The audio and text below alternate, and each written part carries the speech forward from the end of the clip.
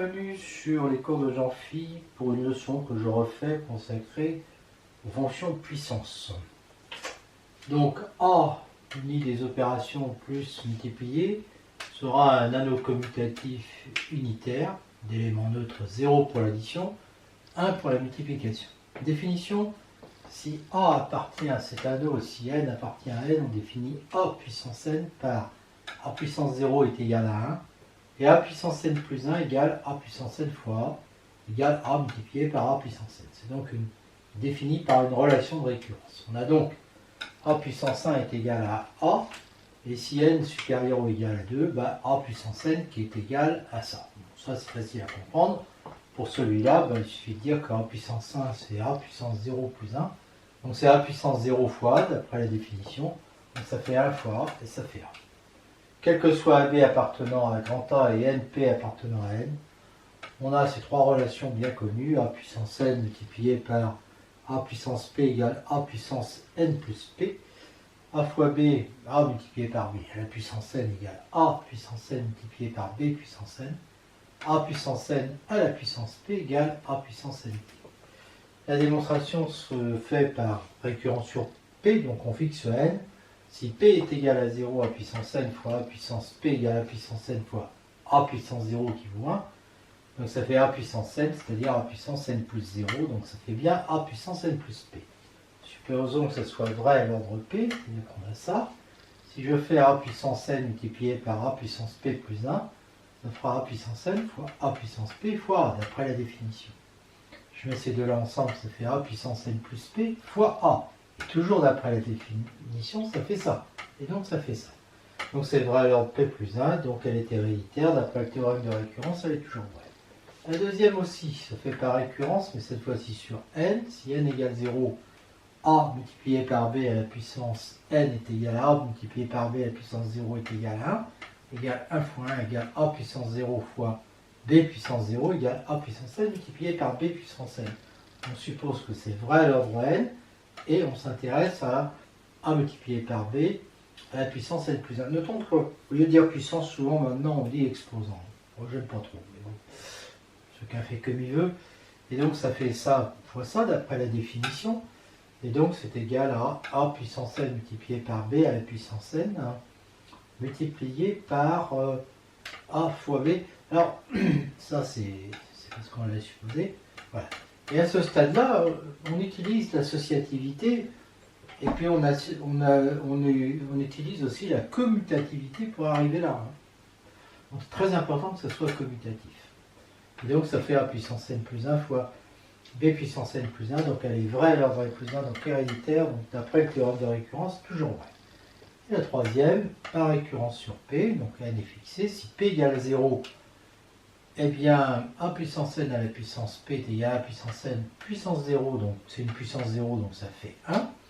Donc ça fait A à la puissance 0, donc ça fait A puissance 0, c'est-à-dire A puissance n fois 0, donc A à la puissance n fois P. Supposons que ça soit vrai à l'ordre P.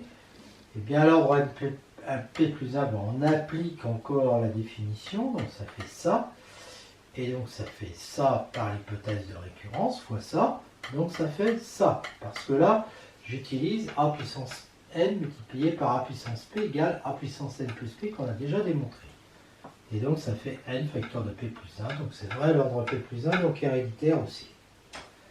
Si A appartient à A est inversible pour la multiplication, on sait que l'inverse est unique et qu'on le note A comme ça, A puissant exposant moins 1. Alors A puissance n est inversible et son inverse est, eh bien, A puissance moins 1 à la puissance n. C'est-à-dire qu'on a en fait ça, quel que soit n appartenant à n, démonstration.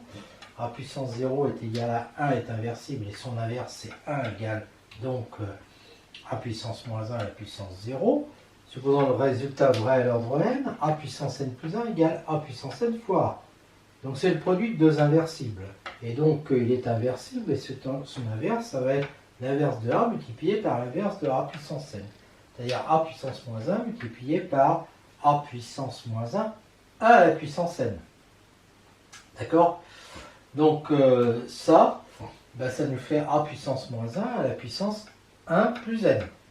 Donc c'est vrai à l'ordre n plus 1, puisque j'étais parti son inverse, je viens de démontrer que c'était ça.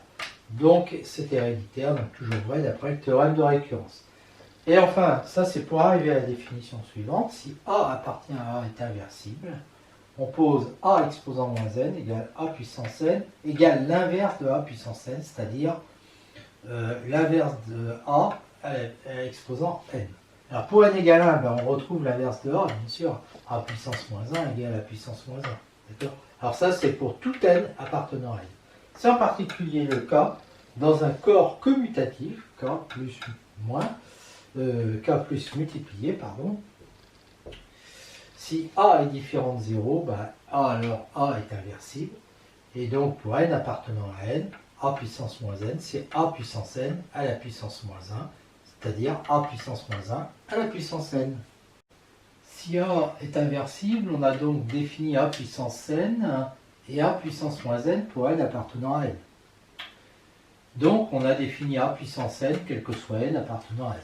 Si A appartenant à A est inversible et si n appartient à z, alors l'inverse de A puissance n, c'est A puissance moins n, et c'est l'inverse de A exposant n.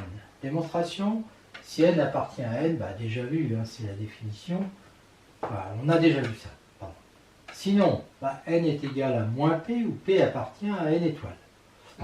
A puissance n, enfin, l'inverse de A puissance n, c'est l'inverse de A puissance moins p. Mais A puissance moins p, c'est l'inverse de A puissance p. Donc on prend deux fois l'inverse là. Donc ça fait A puissance p, c'est-à-dire A puissance moins 1. Voilà. A puissance moins 1 à la puissance n maintenant. C'est A puissance moins 1 à la puissance moins p. Mais, donc ça fait l'inverse de A puissance moins 1 à la puissance p. Donc ça fait A à la puissance p, c'est-à-dire A puissance moins n. Donc ça y est, on a tout démontré. Si A et B appartenant à A sont inversibles et que NP appartient à Z, alors les formules qu'on avait vues dans N, avec NP appartenant à N, ben, restent vraies. Démonstration pour la première, ben, déjà vu si NP appartient à N, si N est négatif et P négatif, on pose M égale moins N et Q égale moins P, tous les deux dans N, et donc N plus Q aussi. A puissance n fois A puissance q est égal à A puissance n plus q. Donc ensuite on prend les inverses et donc on a ça. D'accord?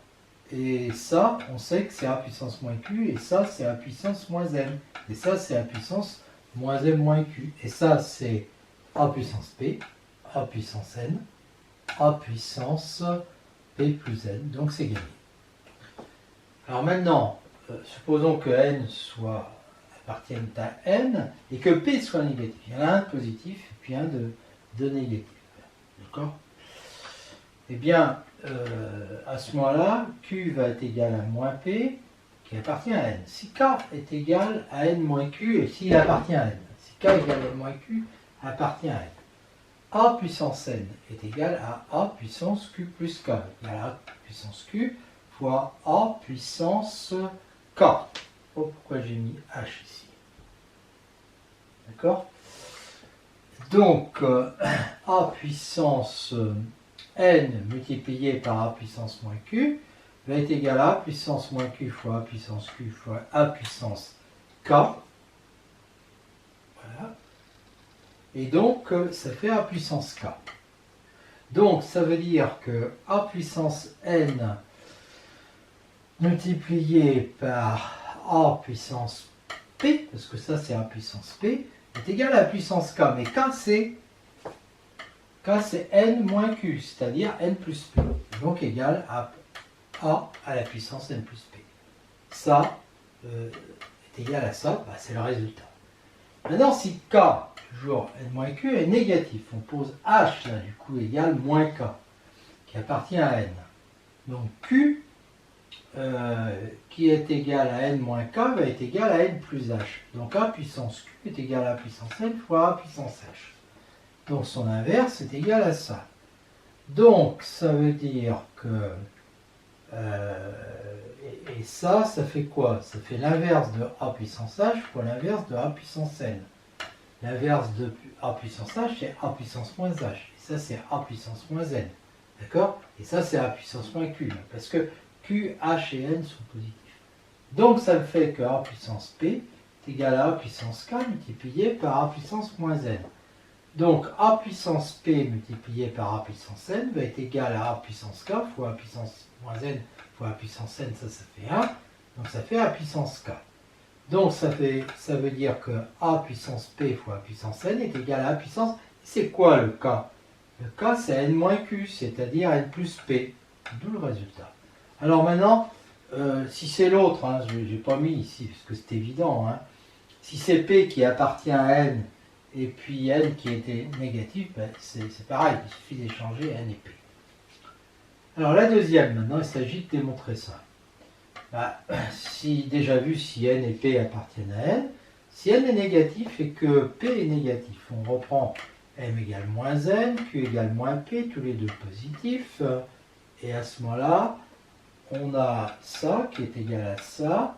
Ça, c'est quoi? C'est l'inverse de A puissance M. D'accord? Donc, ça fait... Et donc, là, je sais que...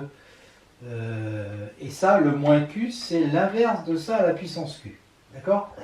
Donc, ça fait... Et ça, je sais que A puissance M, l'inverse de A puissance M à la puissance Q, c'est pareil que A puissance M à la puissance Q, et je prends l'inverse après. Ça, je sais ça. Et donc, ça fait A puissance MQ. Et là, je prends deux fois de suite l'inverse. Ça fait A puissance MQ. Donc, A puissance moins N multiplié par moins P. Donc, ça fait A puissance MP, d'où le résultat. Ça, c'est quand les deux sont négatifs. Maintenant, s'il y en a un qui est entier et l'autre négatif, je reprends Q égale moins P, qui appartient à N. Et je dis que A puissance N puissance P est égal à A puissance N puissance moins Q, égale donc l'inverse de A puissance N à la puissance Q. C'est-à-dire ça, et donc ça fait ça. Voilà. Et maintenant, si N est négatif et que P appartient à N, ben c'est la même chose. Hein. Enfin, je le refais quand même parce que c'est pas tout à fait symétrique comme la précédente. Donc ça fait M égale moins N, et là j'ai A puissance N à la puissance P, qui est égal à A puissance moins M puissance P. Donc ça veut dire que c'est l'inverse de A à la puissance M ici. À la puissance P, donc ça fait l'inverse de A à la puissance MP. Et ça, je sais que c'est pareil que A puissance moins MP, qui fait A puissance NP, d'où le résultat. Enfin, le petit 3 c'est celui-là. Eh bien, c'est déjà vu si N appartient à N, sinon M égale moins N appartient à N. Et je vais avoir AB à la puissance N qui est égal à AB à la puissance moins M, donc c'est ça, l'inverse de AB puissance M, qui fait ça, et c'est donc l'inverse de ça fois l'inverse de ça, d'accord?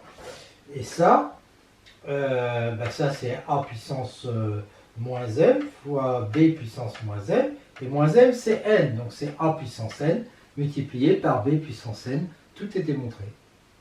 Remarque que pour tout A appartenant à grand A inversible et tout N appartenant à Z, A exposant moins N est égal à A exposant N, puis on prend l'inverse, c'est-à-dire A puissance N puissance moins 1, est égal à l'inverse de A à la puissance N. Démonstration, bon, on a déjà vu si N appartenant à N, supposons qu'il appartienne à Z et qu'il soit négatif, P est égal à moins N appartient à une étoile, et on a A N à la puissance moins 1, c'est A puissance moins P à la puissance moins 1, donc c'est l'inverse de la puissance P, mais on prend l'inverse après.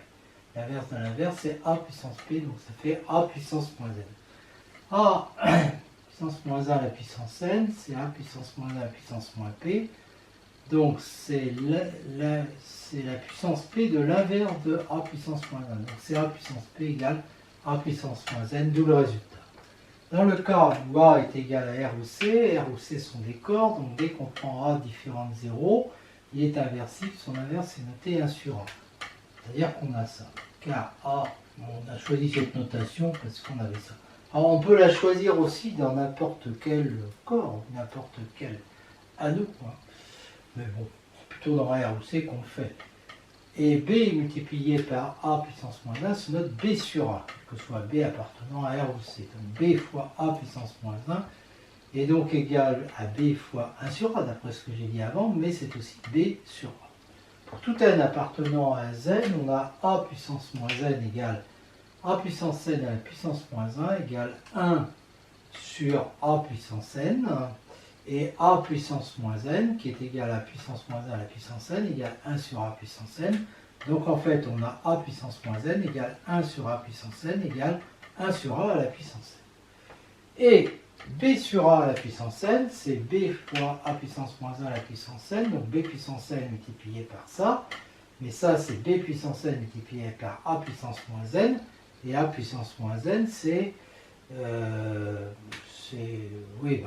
en fait c'est b puissance n multiplié par l'inverse de a puissance n, l'inverse, et donc c'est b puissance n sur a puissance n d'après ce qu'on a dit avant. Voilà, puisque quand on multiplie par l'inverse, on écrit b sur a.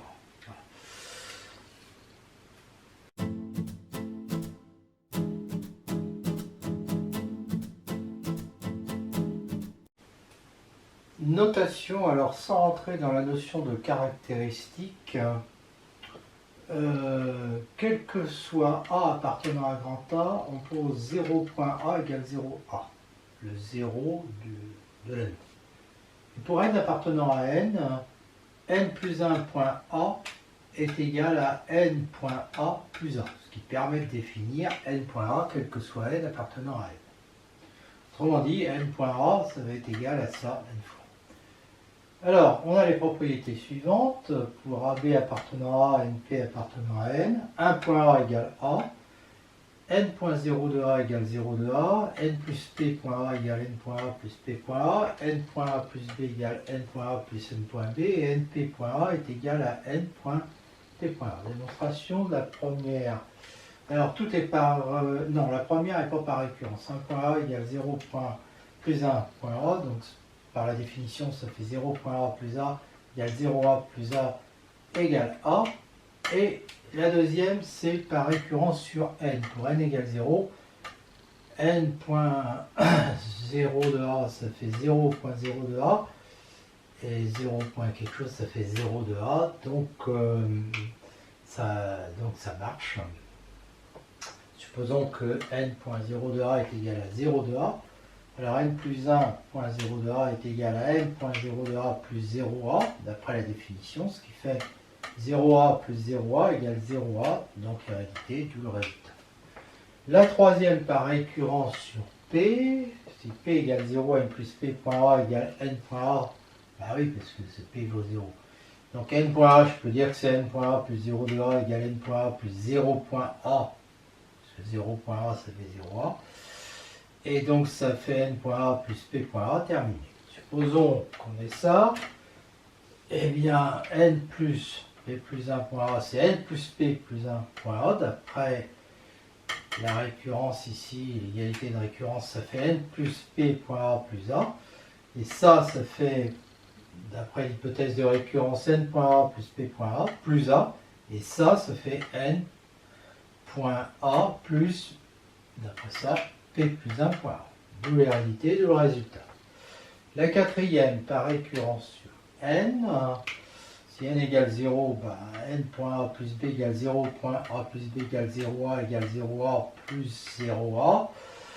Donc ça fait 0 point A plus 0 point B, et donc ça nous fait n point A plus n point B, ça marche. Supposons que ça soit vrai à l'ordre n, qu'on ait ça. n plus 1 point A plus B égale n point A plus B plus A plus B égale n point A plus n point B plus A plus B, d'après l'hypothèse de récurrence, égale n point A plus A plus n point B plus B, et ça fait n plus 1 point A plus n plus 1 point B. Hérédité, ça marche. La cinquième, par récurrence sur P, si P égale 0, nP point A, ça fait, ça va faire 0 point A, ça fait 0A, ça fait n point 0A, et 0A, je peux dire que c'est 0 point A, donc c'est n point 0 point A, et donc ça fait n point P point A, ça marche. Supposons que ce soit vrai à l'ordre P, je prends à l'ordre P plus 1, nP plus 1 point A, ça fait nP plus n point A, ça fait nP point A plus n point A, d'après ce qu'on a vu avant. Ça fait donc n Ben, ça, d'après l'hypothèse de récurrence, ça fait n.p.a plus n.a. D'accord? Alors là, je peux factoriser n d'après 4. Hein.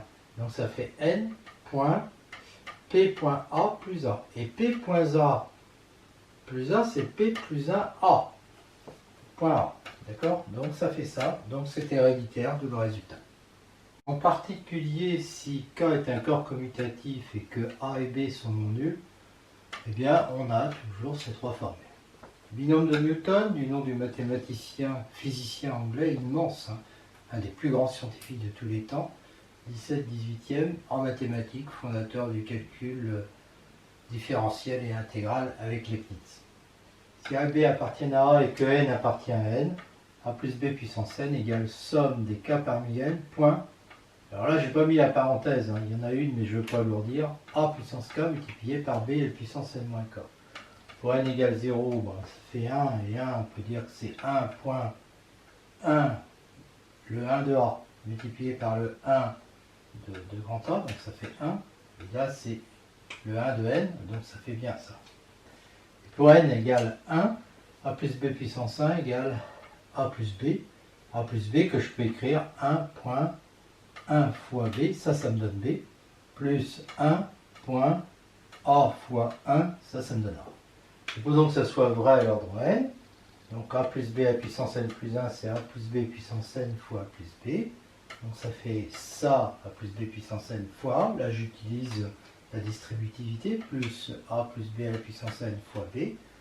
Et je réutilise la distributivité pour faire rentrer A dans la somme. Donc ça fait ça, et puis B dans la somme. Puis là je vais utiliser ça, K.A fois B égale K.A fois B. Et donc ça va me permettre de rentrer le A ici, là-dedans. D'accord? Donc ça fait ça. Alors ça fait A à la puissance K plus 1, puis là ça fait B à la puissance N plus 1 moins K. Et là je fais le remplacement J égale K plus 1. Donc ça fait somme de J égale 1 N plus 1 de J moins 1 parmi N A puissance J, B à la puissance N plus 1 moins J, plus cette somme-là. D'accord? J'isole le cas J égale N plus 1 et le cas K égale 0. Pour J égale N plus 1, ben, ça fait N parmi N qui fera 1, hein, multiplié par A puissance N plus 1 multiplié par B puissance 0, autrement dit A puissance N plus 1. Et pour K égale 0 ici, ben, je vais obtenir 0 parmi N multiplié par A puissance 0 multiplié par B puissance N plus 1, ce qui me fait B puissance N plus 1. Et puis il reste ces deux-là. Donc ces deux-là, je vais utiliser le fait que P, j'ai un P point, ce terme-là que j'appelle là, P.A plus Q.A, ça fait P plus Q.A, donc j'obtiens cette somme. Voilà. Et puis bah, maintenant je remarque que ça fait K parmi N plus 1, et donc je vais obtenir, et je remarque que le A puissance N plus 1, c'est N plus 1 parmi N plus 1 A puissance N plus 1 B puissance 0, que le B à la puissance N plus 1 c'est 0 parmi N plus 1 A puissance 0 B à la puissance N plus 1, puis donc les autres je dis que c'était ça. Donc finalement j'obtiens somme pour K égale 0 à N plus 1 des K parmi N plus 1 A puissance point A puissance K multiplié par B puissance N plus 1 moins K, et donc la propriété est vraie à l'ordre N plus 1, donc héréditaire. Et donc, d'après le théorème, puisqu'elle était vraie à l'ordre 0 et 1, d'après le théorème de récurrence, elle est toujours vraie.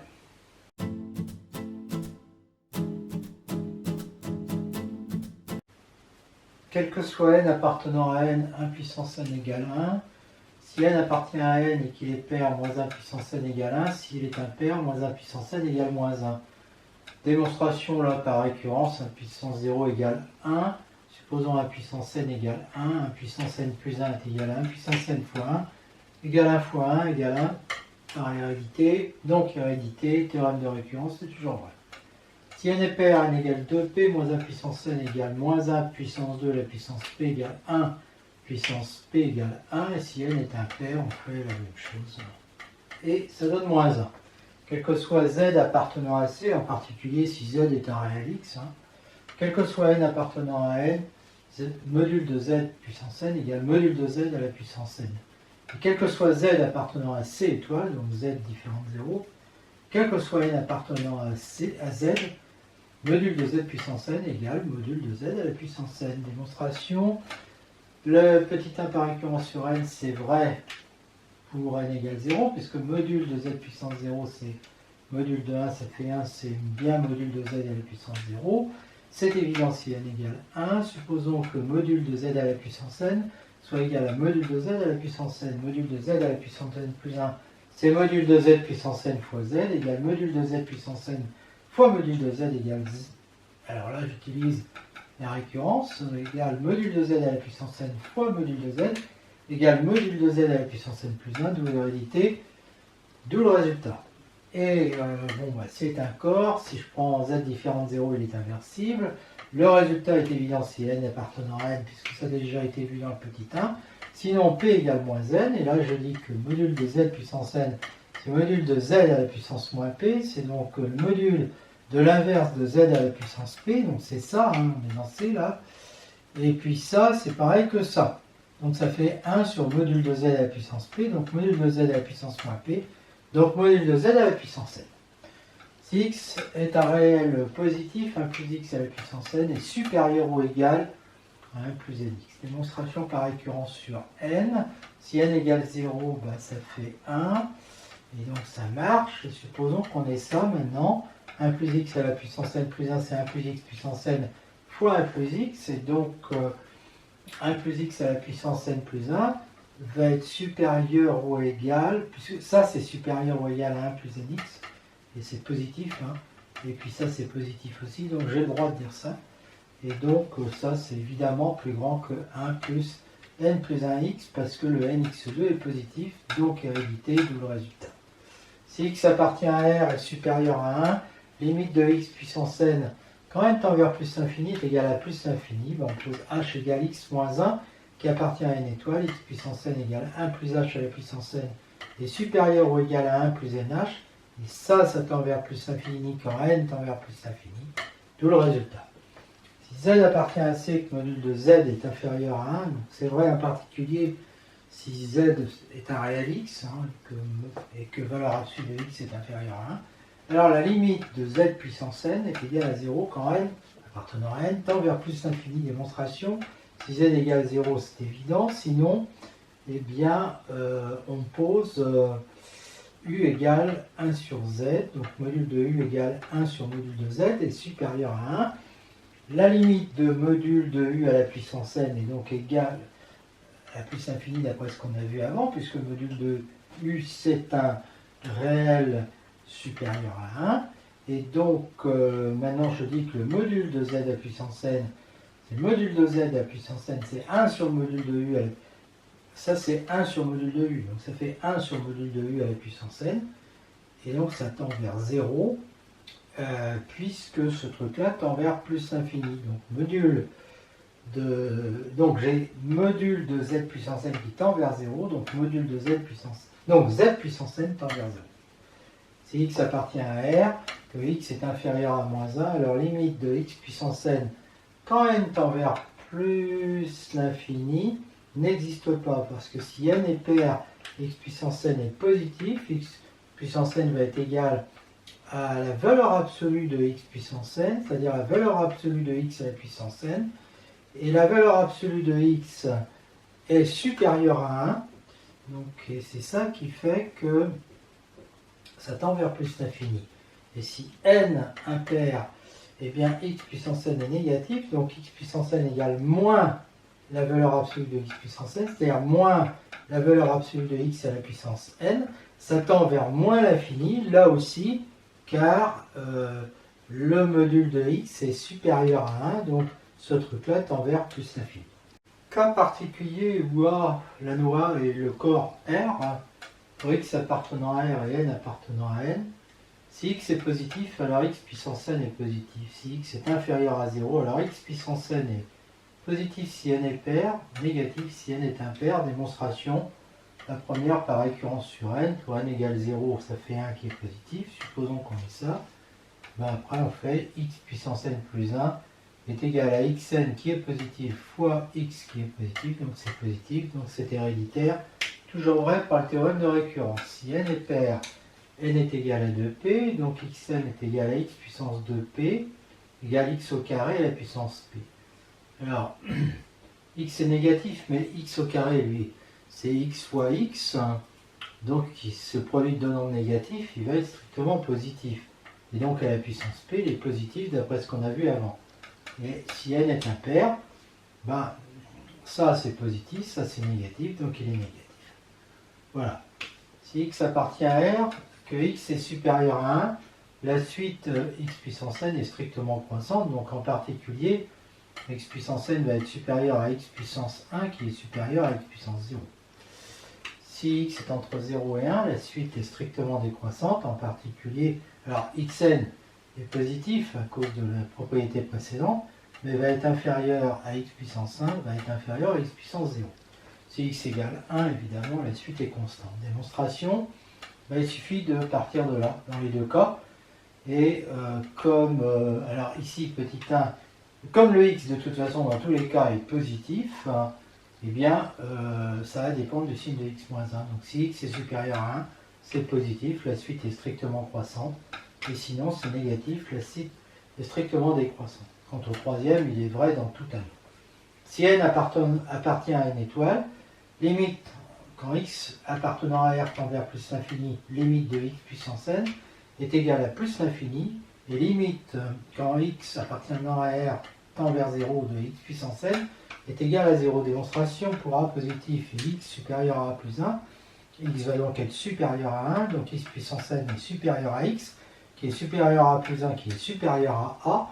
Donc quel que soit a, il existe b égale a plus 1, tel que x supérieur à b implique x puissance n supérieur à a, donc la limite est bien plus l'infini. Si epsilon est positif pour le petit 2, eh bien valeur absolue de x, on prend valeur absolue de x inférieure à mu. Alors mu, on a choisi 1 de 1,5 et epsilon, comme ça on est sûr d'avoir ça. La valeur absolue de x puissance n, c'est la valeur absolue de x à la puissance n, elle est donc inférieure à la valeur absolue de x, parce que la valeur absolue de x est entre 0 et 1, donc elle est inférieure à epsilon. Donc ça implique ça, donc la limite est égale à 0.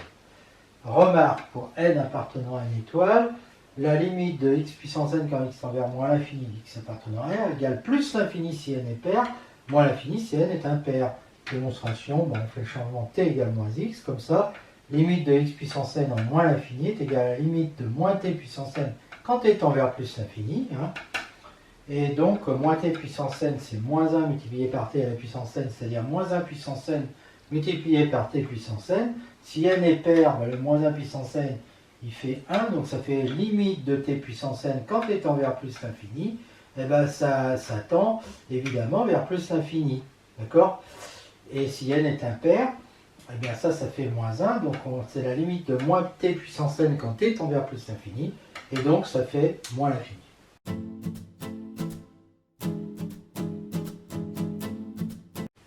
Conclusion, on peut faire, sans parler de continuité ni de dérivabilité, une étude rapide de la fonction qui a x appartenant à R associe x puissance n pour n appartenant à n. Alors si n égale 0, c'est la fonction constante. Si n égale 1, c'est la fonction identité. Si n égale 2, c'est la parabole, ça a été étudié en analyse. F est pair car n égale 2 est pair. Et puis dans les autres cas, eh bien d'abord remarquons que la fonction f est strictement croissante sur R+. Démonstration, si je prends a inférieur à b, je pose h égale b moins a qui est positif, f de b moins f de a, c'est a plus h à la puissance n moins a puissance n.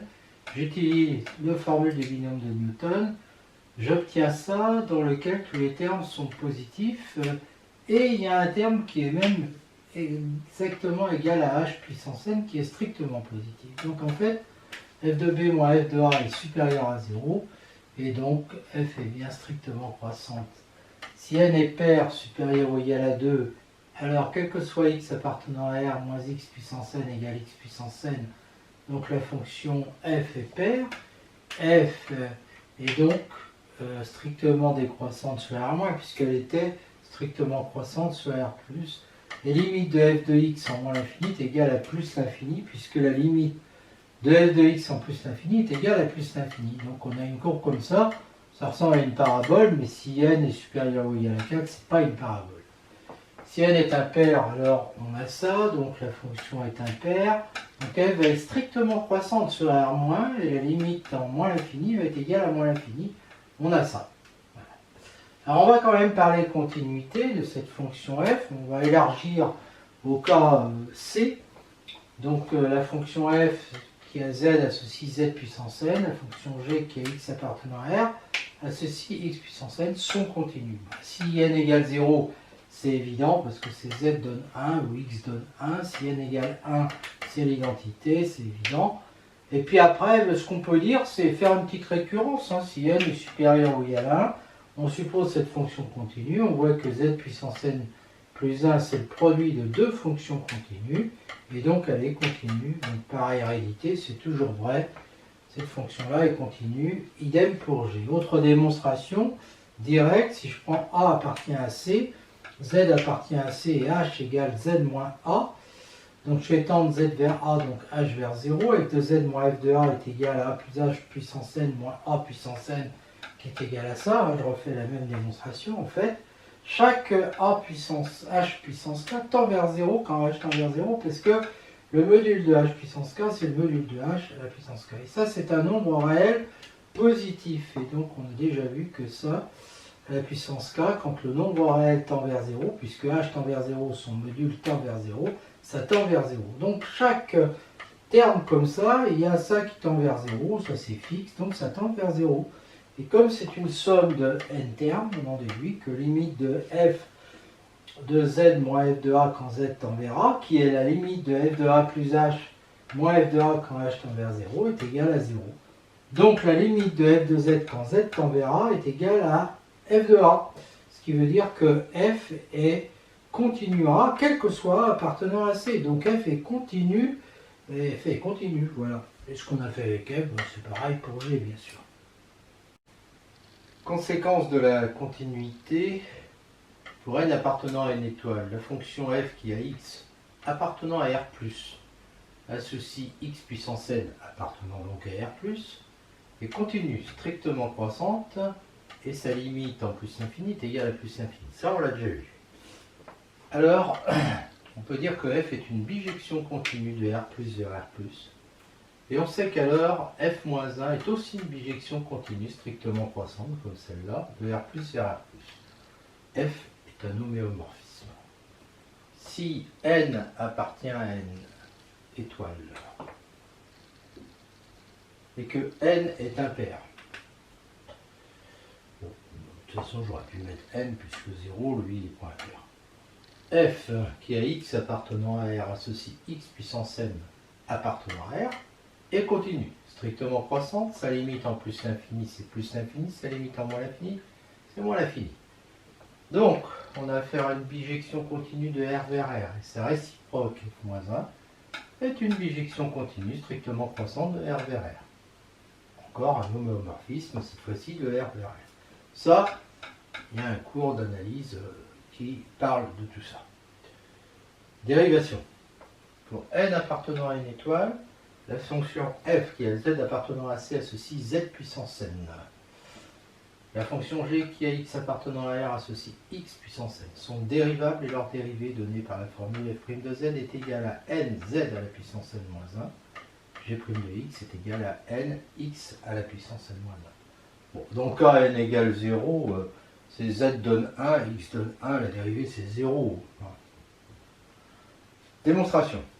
On prend A appartenant à C et H appartenant à C étoile, puis donc on étudie classiquement la limite de ça quand H tend vers 0. C'est-à-dire ça.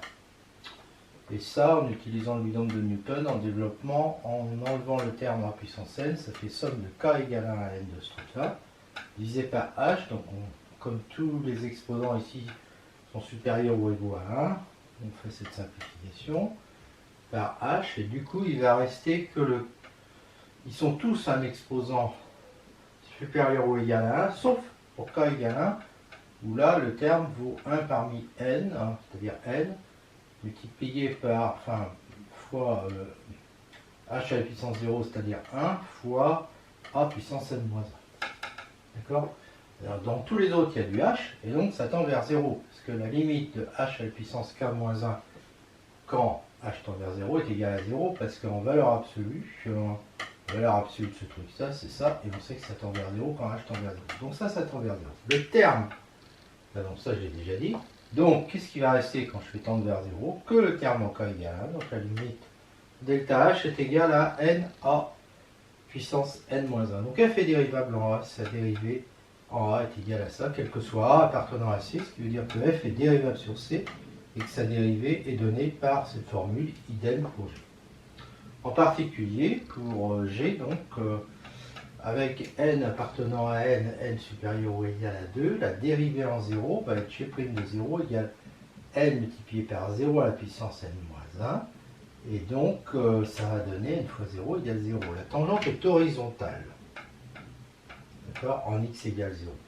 Dans le cas impair, celui-là, dans le cas impair, on a même un point d'inflexion en 0, parce que la dérivée est égale à ça. On peut redériver, le x à la puissance n-1, ça va donner n-1 x n-2, donc la dérivée seconde est égale à n-1 x n-2. Elle s'annule si x est égal à 0, parce que n est supérieur ou égal à 3. Et comme n-2, c'est impair moins 2, donc c'est impair, elle change de signe en 0, d'accord? Et donc, on obtient ça, on obtient un point d'inflexion, c'est-à-dire qu'en fait, il y a un changement de concavité. De ce côté-là, la tangente, la courbe est au-dessus des tangentes, bon, et qu'elle est convexe, pardon. Et là, elle est au-dessus. La courbe est au-dessus des tangentes, alors que là, elle est au-dessous, donc elle est concave. Voilà. Il y a un changement de concavité en 0, et bien, on parle de point d'inflexion. Fonction puissance, je fais un petit résumé sur tout ce qu'on a dit, n appartenant à n étoile, c'est cette fonction-là, on sait qu'elle est continue, dérivable. Alors, un petit focus sur, si on se limite, si on prend la restriction sur R+, elle est strictement croissante. Si n est pair, eh bien, la dérivée, c'est n xn-1, hein, elle est négative, positive, décroissante, croissante. Hein.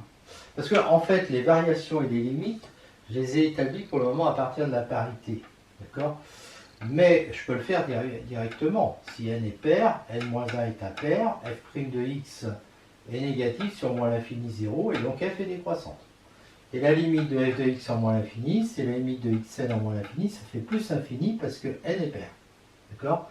Et si n est impair, n-1 est pair, f' de x est donc positif sur, parce que c'est n xn-1, f' de x est positif sur moins l'infini 0, donc elle est croissante. De plus, la limite de f de x en moins l'infini, c'est la limite de xn en moins l'infini, mais n est impair, donc ça fait moins l'infini. D'accord? Donc je retrouve les résultats que j'avais trouvés grâce à la pairité. Fonction paire, ici, fonction impaire, et dans ce cas-là, on a affaire à une bijection de R vers R, un homomorphisme.